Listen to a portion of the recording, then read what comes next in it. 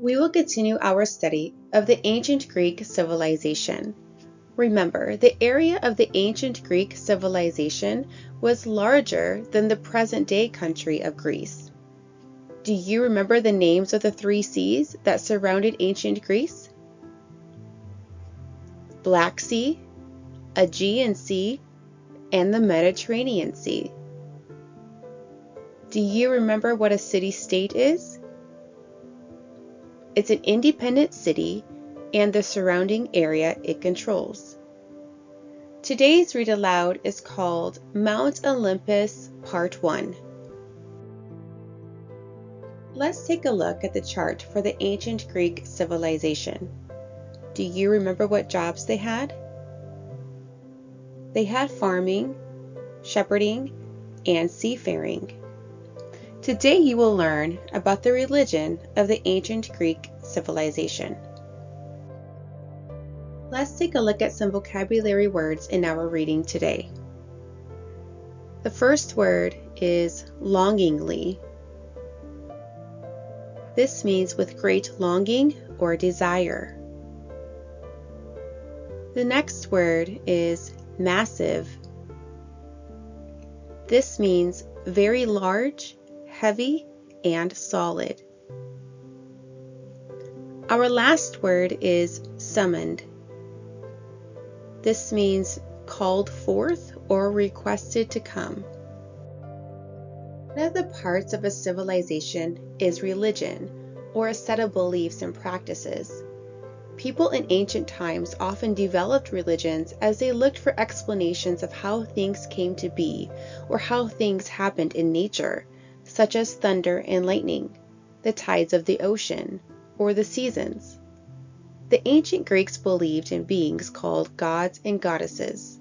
Gods are male beings and goddesses are female beings.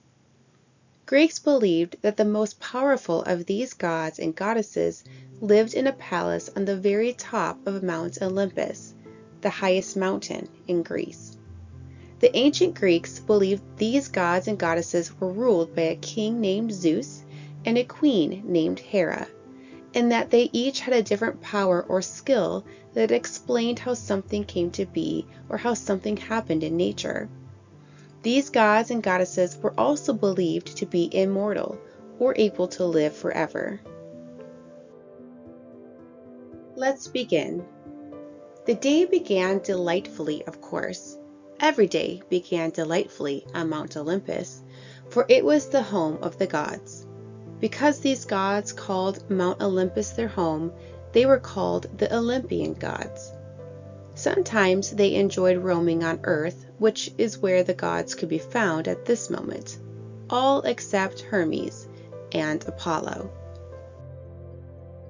Hermes, messenger of the gods and son of Zeus, appeared in an instant at the side of his brother Apollo. Hermes was wearing his famous winged sandals and winged helmet, and he carried a small wooden stick or baton with wings on either side. All of these extra wings gave Hermes even greater speed than he already possessed. Because he was constantly flitting here and there, carrying news among the gods and leading lost travelers back in the right direction, Hermes needed all the speed he could get. When he was moving his fastest, it always seemed as if, whoosh, he just appeared out of nowhere. Apollo, the god of music and poetry, was startled when Hermes suddenly appeared, even though he should have been used to it by now. "Do you have to pop up like that?" he protested. "I was just composing the most wonderful song on my harp, and you made me forget where I was in the melody." "So sorry!" Hermes exclaimed, although he was secretly pleased, for he was a bit of a trickster. Hermes went on, "But soon you will have more of an audience, for our father Zeus has summoned us all here to the great hall at once." Glancing around nervously, he added quietly, "And you know how he can be when he's kept waiting."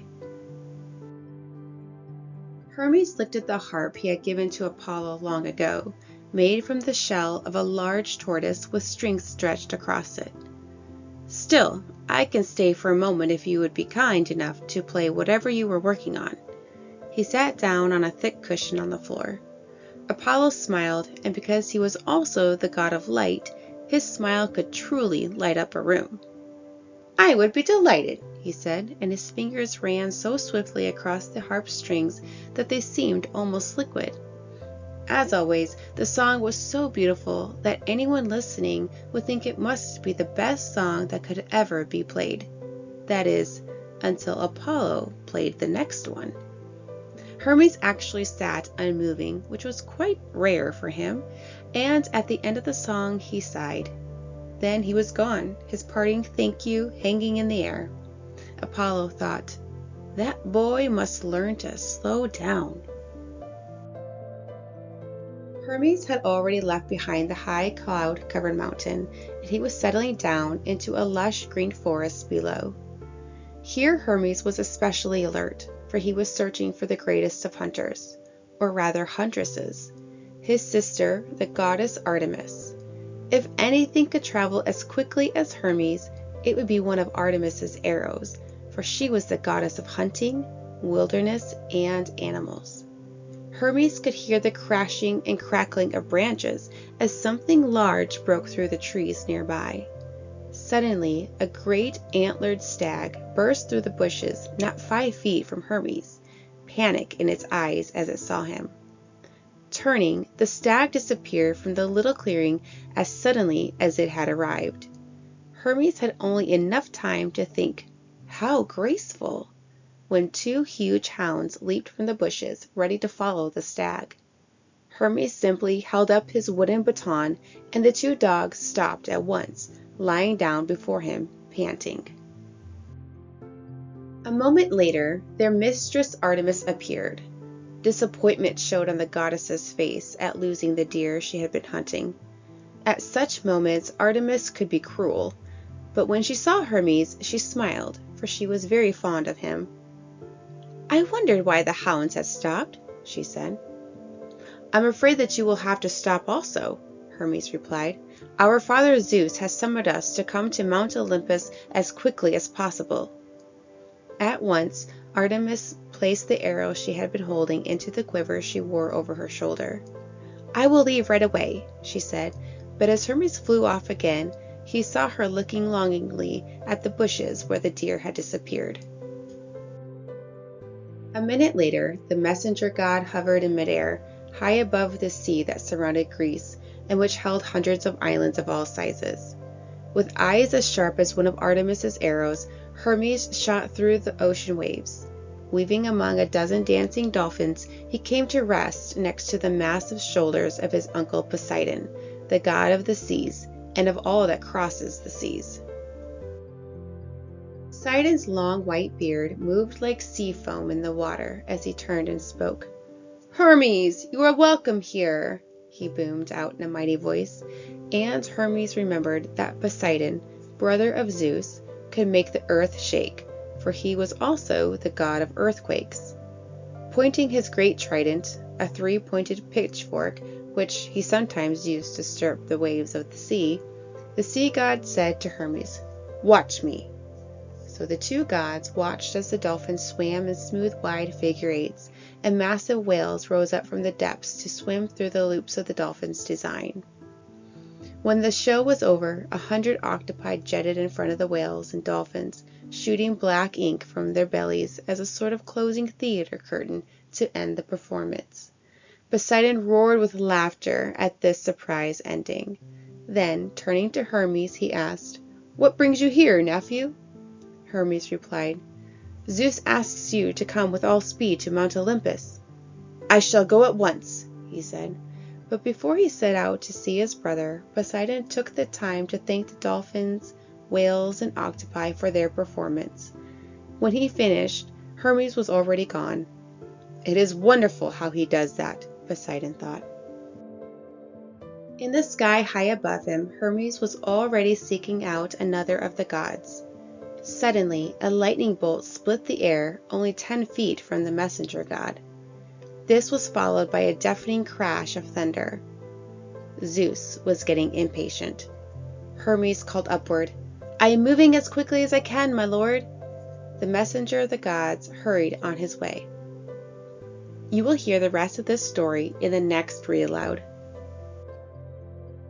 What do you remember from the read aloud today? Do you remember what this is a picture of? This is the location of Mount Olympus. Remember, the Greeks believed that the most powerful gods and goddesses lived in a palace on the very top of Mount Olympus. Where does this belong on our chart? That's correct. It goes in the religion section.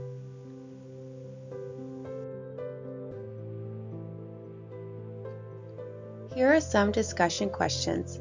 Feel free to pause the video in order to allow time to think and discuss. Were your predictions about the powers or skills the gods and goddesses were believed to have correct? Why or why not? Where did the ancient Greeks believe the gods lived? Did the ancient Greeks worship one or many gods and goddesses? Who were the Olympian gods you heard about in this story? Who was king of all the gods? Which god was the messenger for all of the other Greek gods? How did he get around so quickly? What message was Hermes delivering to the other gods and goddesses? Describe Hermes using adjectives. Which god did Hermes visit first? What was Apollo the god of? What was Artemis the goddess of? What was she hunting with her bow and arrow when Hermes found her? Which massive god did Hermes visit next? What was he the god of? How did some of the powers of the gods and goddesses explain how things had come to be or how things happened in nature? Why do you think Zeus, the king of the gods, is summoning the other Olympians to Mount Olympus?